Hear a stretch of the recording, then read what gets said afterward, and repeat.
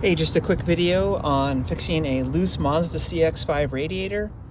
Made it because I couldn't find any correct information on the internet, in Reddit or otherwise, about the reason or how to do it.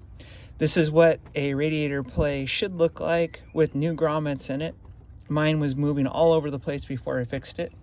It's super easy, you don't need any special tools. There's a little clip right here to press on that with the screwdriver, and then you slide out this piece right here, and the rubber grommet, this is the one I removed, is underneath there. I poured some hot water on it to loosen it up, and then I pulled it out with a pair of pliers and then kind of reversed the step with the new one.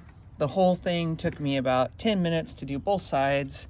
The other one is over here, the little clip being there. This one's a little trickier, but still did it with just a pair of needle nose pliers. And the piece looks like this. They're super cheap. Totally fixed the problem. The old ones were hard as a rock and the radiator was wiggling all over the place. Hopefully this is useful to you.